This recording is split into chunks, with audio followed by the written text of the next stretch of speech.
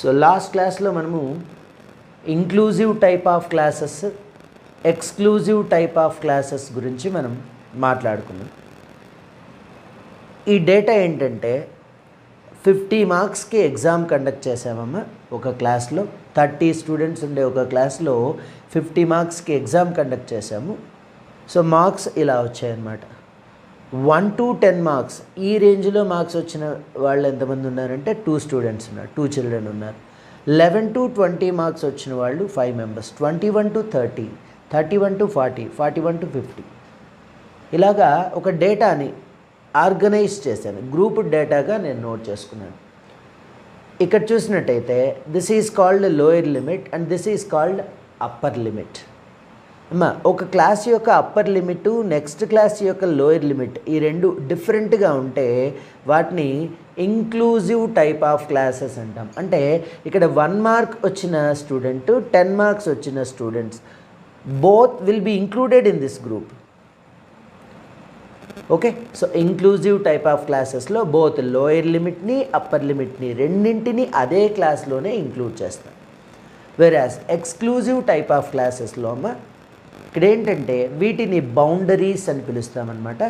This is lower boundary and this is upper boundary. When particular group of classes will be called exclusive అంటే if the upper boundary of a class and the lower boundary of next class both are same, such type of classes are called exclusive type of classes. So inclusive classes ni exclusive classes loki ela convert chestam anedi nenu previous class lo already explain chesanu.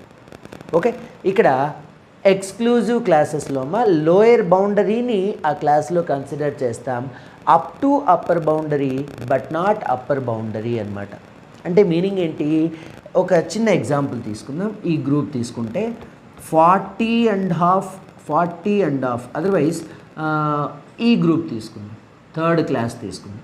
ఈ క్లాస్లో 20 and half marks వచ్చిన వాళ్ళు ఈ క్లాస్లో ఉంటారు, up to 30 and half but not 30 and half. అంటే up to 30 marks వరకు ఇక్కడ తీసుకుంటామమ్మా, 30 and half మార్క్ నెక్స్ట్ క్లాస్లోకి కన్సిడర్ చేయడం జరుగుతుంది. So these are inclusive type of classes and exclusive type of classes. Okay, so ఏదైనా ప్రాబ్లము ఇంక్లూజివ్ టైప్ ఆఫ్ క్లాసెస్లో ఇచ్చినప్పుడు ఫస్ట్ వాటిని మనము ఎక్స్క్లూజివ్ క్లాసెస్లోకి కన్వర్ట్ చేసుకున్న తర్వాతనే ప్రాబ్లమ్ని సాల్వ్ చేయడం జరుగుతుంది. ఓకే, ఈ కన్వర్షన్ ఎలా అనేది మనం ప్రీవియస్ క్లాస్లో ఆల్రెడీ ఎక్స్ప్లెయిన్ చేస్తున్నాం. ఇప్పుడు క్యుములేటివ్ ఫ్రీక్వెన్సీ గురించి డిస్కస్ చేద్దాం. మళ్ళీ ఒక ఎక్స్క్లూజివ్ టైప్ ఆఫ్ క్లాసెస్ని తీసుకుంటున్నాను. 0 to 10 marks, 10 to 20 marks, 20 to 30 marks, 30 to 40 marks, 40 to 50 marks.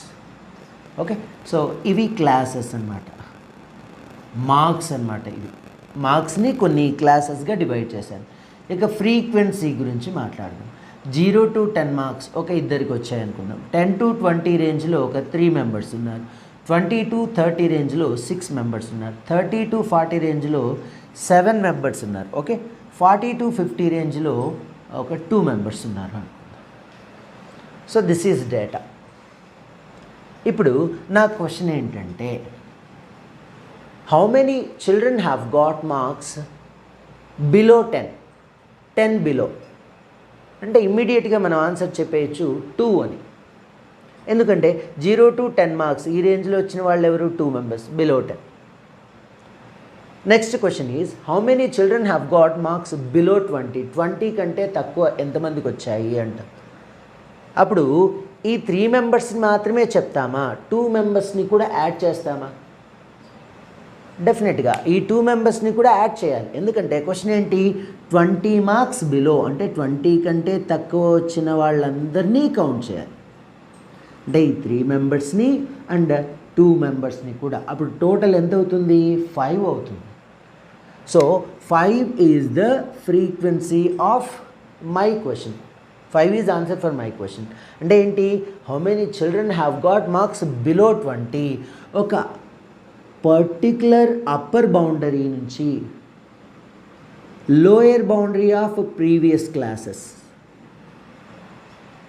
ఈ ఇన్ఫర్మేషన్ని, ఈ ఫ్రీక్వెన్సీని మనం ఏమని పిలుస్తామంటే క్యుములేటివ్ ఫ్రీక్వెన్సీస్ అని పిలుస్తాం. The sum of some frequencies is called cumulative frequency. కొన్ని ఫ్రీక్వెన్సీస్ని యాడ్ చేస్తే వచ్చే ఆన్సర్ ఏంటి? Cumulative frequency. ఆ క్యుములేటివ్ ఫ్రీక్వెన్సీ యొక్క యూజ్ ఏంటనేది ఇందాక ఇప్పుడే చూసాం. ఒక చిన్న ఎగ్జాంపుల్. ఇంకొక క్వశ్చన్ చూడండి. How many children have got marks more than 40 అంటాం. More than 40. So 40 to 50, 40 and above marks వచ్చిన వాళ్ళందరినీ మనం కన్సిడర్ చేస్తాం. అంటే 2 మెంబర్స్ అనమాట.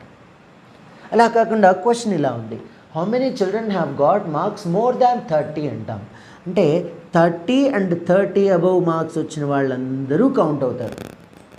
సో 30 to 40 మార్క్స్ వచ్చిన వాళ్ళు 7 మెంబర్స్ హ్యాండ్ రైజ్ చేస్తారు. అండ్ 40 అబవ్ 40 to 50 వచ్చిన వాళ్ళు కూడా ఈ 2 మెంబర్స్ కూడా హ్యాండ్ రైజ్ చేస్తారు. అంటే టోటల్ ఎంతమందికి వచ్చింది? 9 మెంబర్స్కి వచ్చింది. అంటే from a lower boundary of a class to upper boundary of a particular class or next class, it is called greater than cumulative frequency. చెప్తాను ఆ 2 పాయింట్స్ నేను చెప్తాను. ఇక్కడ 2 టైప్స్ అనమాట cumulative frequencies. First cumulative frequency అంటే idea వచ్చింది కదమ్మా. The sum of addition of some frequencies is called cumulative frequency. Okay children.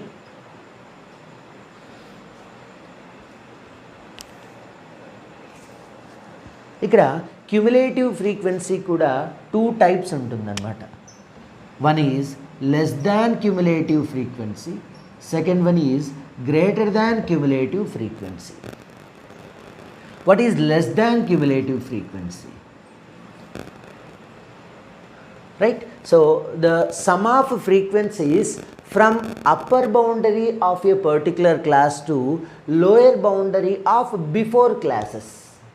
అంటే ఇక్కడ అప్పర్ బౌండరీ 20 బిలో అంటే ఈ పార్ట్ అంతా వస్తుంది. అంటే ఎంతమంది వస్తారు చెప్పండి? ఫస్ట్ 10 బిలో అంటే just we will get only 2 members. అదే 20 బిలో అంటే 20 to 10 ఈ రేంజ్లో ఉన్నవాళ్ళు, 0 to 10 రేంజ్లో ఉన్నవాళ్ళు కూడా వస్తారనమాట. 2 + 3 ఎంత అవుతుంది? 5 అవుతుంది. నెక్స్ట్ 30 బిలో మార్క్స్ అంటే 30 కంటే తక్కువ మార్క్స్ వచ్చిన వాళ్ళు వీళ్ళంతా వస్తారు. అంటే ఏమవుతుంది చెప్పండి అప్పుడు? 2 + 3 + 6 అనమాట, 11. 40 below, 40 and below marks, so వీళ్ళంతా వస్తారు, వీళ్ళంతా కౌంట్ అవుతారు. So 2 + 3 + 6 + 7 which is 18. 50 బిలో అంటే సో 2 + 3 + 6 + 7 + 2 ఇట్ ఈస్ 20 అలా. So what is less than cumulative frequency? Try to understand this. ఒక క్లాస్ యొక్క అప్పర్ బౌండరీ నుంచి ప్రీవియస్ క్లాస్ యొక్క లోయర్ బౌండరీ వరకు ఉండేటువంటి ఫ్రీక్వెన్సీస్ సమ్ని మనం లెస్ దాన్ క్యుములేటివ్ ఫ్రీక్వెన్సీ అంటాం. అలా కాకుండా క్వశ్చన్ మీకు ఇలా ఇస్తున్నాను చూడండి. How many students have got marks in the range of 30 to 10 అంటాం. అంటే 10 బిలో వచ్చిన వాళ్ళని కౌంట్ చేయము, 30 అబోవ్ వచ్చిన వాళ్ళని కౌంట్ చేయము, జస్ట్ 10 to 30 మాత్రమే. సో 10 to 20 ఈ స్టూడెంట్స్ని కౌంట్ చేయాలి కదా. 20 to 30 అంటే ఈ 2 క్లాసెస్ని యాడ్ చేయాలి. అప్పుడు ఎంతమంది అవుతారు చెప్పండి? 3 to 6, 3 + 6 9 అవుతారు. So the addition of some frequencies is called cumulative frequency. And this cumulative frequency is of 2 types అనమాట. One is less than cumulative frequency, second one is greater than cumulative frequency. ఇప్పుడు greater than cumulative frequency చూద్దాం. How many students have got marks more than 40? 40 above అంటే 40 నుంచి 50 దాకా వచ్చిన వాళ్ళు వస్తారు. అంటే జస్ట్ 2 మెంబర్సే కదా. How many children have got marks more దాన్ 30 అంటాం. సో 30 కంటే ఎక్కువ మార్క్స్ వచ్చిన వాళ్ళు, 30 to 40 వాళ్ళు కౌంట్ అవుతారు, 40 to 50 వాళ్ళు కూడా. ఎందుకంటే ఇక్కడ ఉన్న వాళ్ళకి కూడా 30 కంటే ఎక్కువ మార్క్స్ వచ్చినట్టే, అవునా? సో ఈ రెండింటిని యాడ్ చేయాలి. అప్పుడు ఏమవుతుంది చెప్పండి? 2 + 7 = 9 అవుతుంది. How many children have got marks more దాన్ 20 అంటాడు. సో 20 కంటే ఎక్కువ వీళ్ళంతా వస్తారు. So 6 + 7 + 2, 6 + 7 13, 13 + 2 15 I'll write directly. How many children have got marks more than 10 అంటాడు. 10 కంటే ఎక్కువ. సో వీళ్ళంతా యాడ్ అవ్వాలి. 3 + 6 9, 9 + 7 16, 16 + 2 18 here 18. అండ్ మోర్ దాన్ 0 అంటే వీళ్ళంతా కౌంట్ అవుతుంది. సో జస్ట్ ఈ 2ని యాడ్ చేస్తాం. 20 సరిపోయిందా? In less than cumulative frequency, sum of all frequencies we have got as 20. Even in greater than cumulative frequency also, we have got a total number of students as 20. So both are tallied. Less than cumulative frequency, greater than cumulative frequency. I hope every one of you understood this, children. Okay, next. ఇప్పుడు క్లాసెస్లో ఒక 2 important పాయింట్స్ని మనం ఒకసారి recall చేసుకుందాం. Classes అన్నాం కదా. Suppose 0 to 10, 10 to 20, 20 to 30, 30 to 40, 40 to 50. Exclusive type of classes అన్నమాట.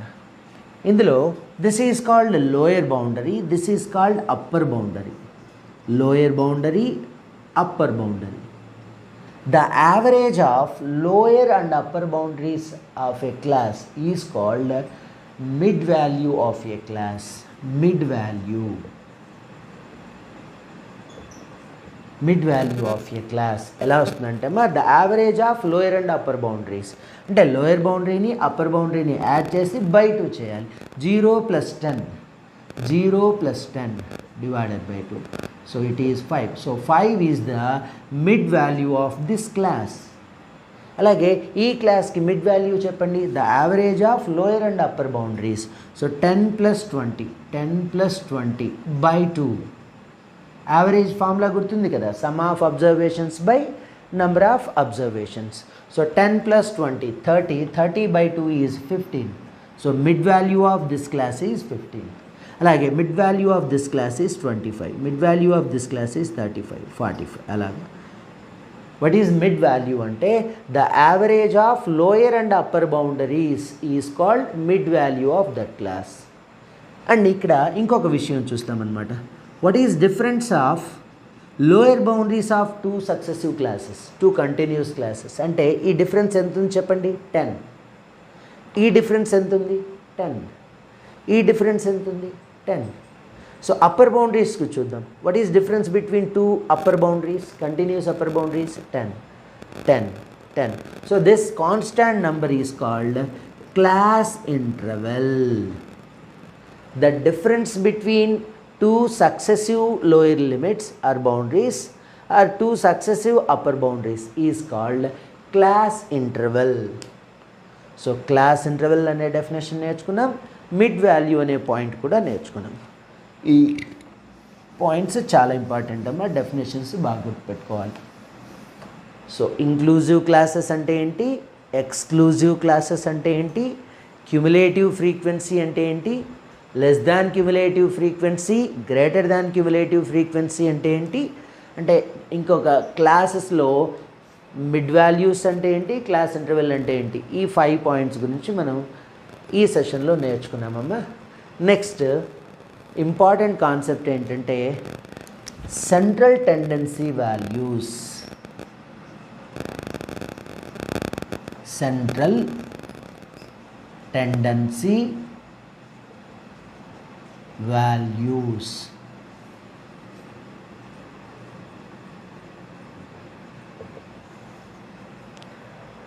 Central tendency values, in short we can call it as a CTV. తెలుగులో కేంద్రీయ స్థాన విలువలు. కేంద్రీయ, సెంట్రల్ స్థాన విలువలు.